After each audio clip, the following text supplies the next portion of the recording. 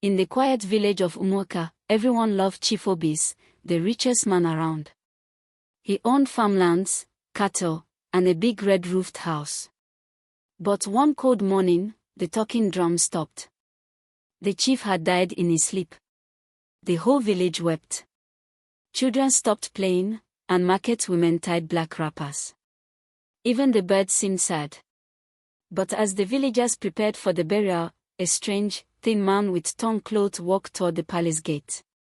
The man's name was Okoro, a homeless wanderer who slept near the old palm tree. No one paid him attention. His hair was rough, and his eyes looked tired. But that day, he stood tall and shouted, "Stop the burial." Everyone gasped. "Who is this madman?" the guards barked. But Okoro didn't move. "You cannot bury Chief Obieze yet," he said firmly. "He is not meant to be buried today." Chief Priest Nokidi came out holding his staff of power. "How dare you speak such nonsense?" he thundered. "Move away before I curse you." But Okoro did not bow. He only pointed at the sky. "The gods are not happy," he said. "You must listen." The villagers murmured among themselves. The sky had started to grow dark even though it was morning. Thunder roared in the distance. The chief priest frowned but decided to wait. As the drum started again, a strange wind blew through the village square. It lifted dust and knocked down one of the funeral canopies. "A bad omen," someone cried. Old Momangozi shouted, "The gods are angry." Okoro stood in the center of the wind, his eyes closed. "If you bury him now," he said slowly, "you will bury your peace." Everyone stared, too scared to speak. Chief Obieze's wife, Lolo Adiz, came out weeping. "Please, let my husband rest," she cried. "He suffered enough." But Okoro walked closer and whispered, "Your husband kept a secret. He cannot rest until it is known."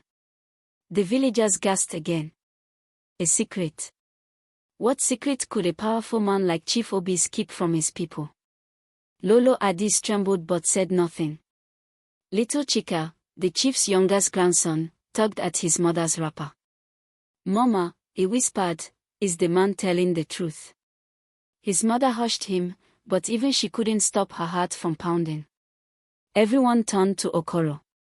"What secret?" asked the village head, Ezekiel. Okoro looked at the coffin and said softly, "That man once promised the god something, and broke his promise." Okoro told a story from many years ago. When Chief Obieze was still young and poor, he had gone to the shrine of Amedioha. He begged the god for riches and power, promising to build a new shrine in return. The gods gave him all he asked for, wealth, respect, children, but he never built the shrine. Instead, he built a big mansion for himself. The gods had waited for many years, but their patience had ended. The night before Chief Obieze died, Okoro had been sleeping under the big tree when he saw a strange light near the chief's compound. He heard whispering voices and thunder that did not come from the sky. He followed the sound and saw Chief Obieze kneeling before an unseen spirit, begging for more time. But the spirit said, "Your time is done. You took what was not yours." And before morning, the chief was gone. Chief Priest Nwokidi lifted his staff.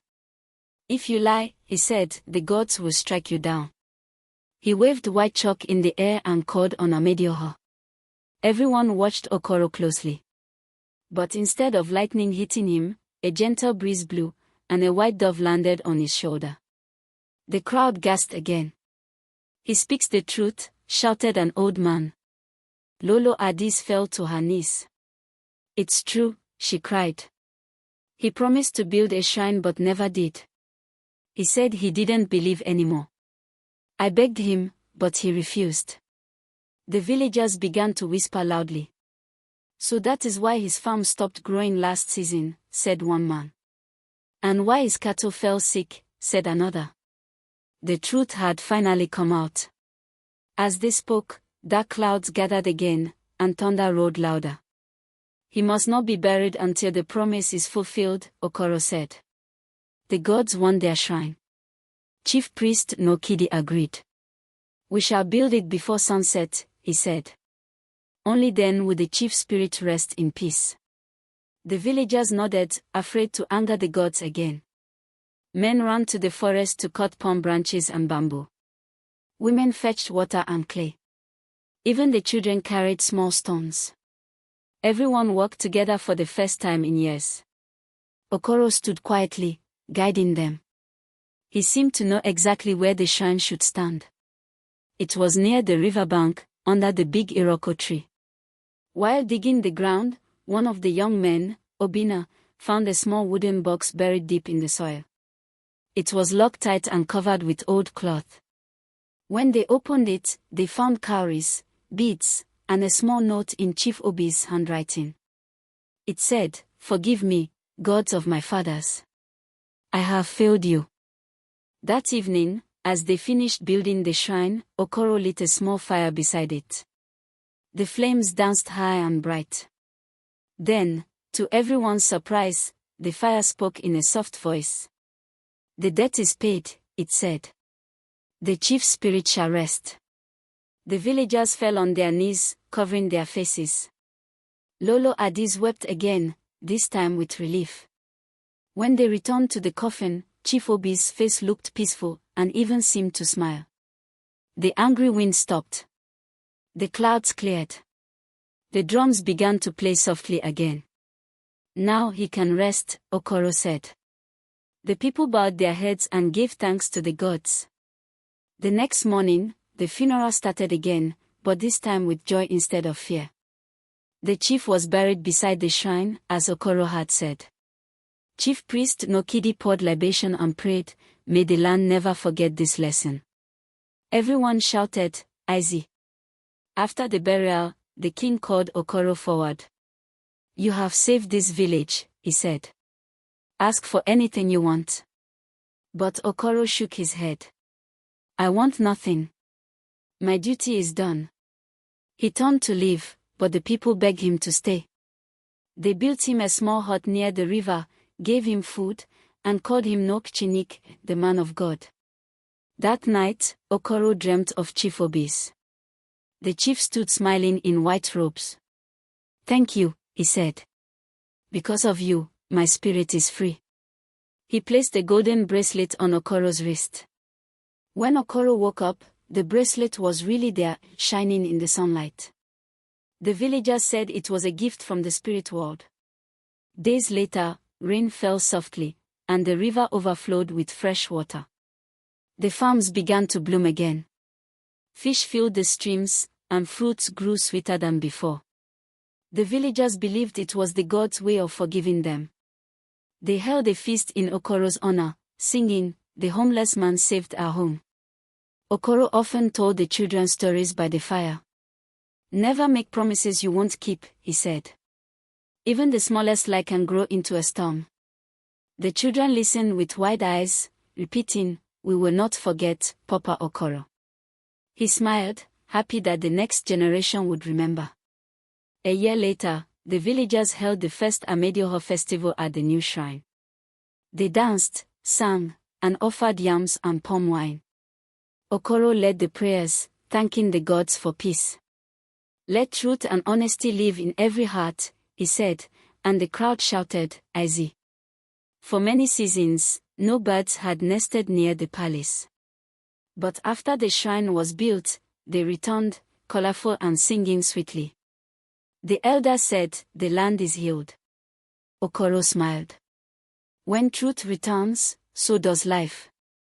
Chief Obieze's son, Emeka, came to Okoro one evening. "I used to hate you," he said. "But now I see you were right. My father's pride nearly destroyed us." Okoro patted his shoulder. "Learn from him," he said gently. "Be a chief with a clean heart." Emeka nodded, tears in his eyes. One morning, the villagers went to greet Okoro, but his hut was empty. The bed was neatly made, the bracelet gone, and the door open. By the river, they found his footprints, but they stopped at the water's edge. No one ever saw him again. Some said the gods took him home. Years passed, and children still told the story of the man who stopped a funeral and saved the village. Each time the drums beat, elders reminded them, keep your promises and honor the truth. And so, in Umuaka, whenever thunder rolled gently across the hills, the people smiled and said, Papa Okoro is watching. My people, this is where our story ends for today. A tale of truth, promise, and the power of the gods, reminding us that no matter how far we go, the truth always finds its way home.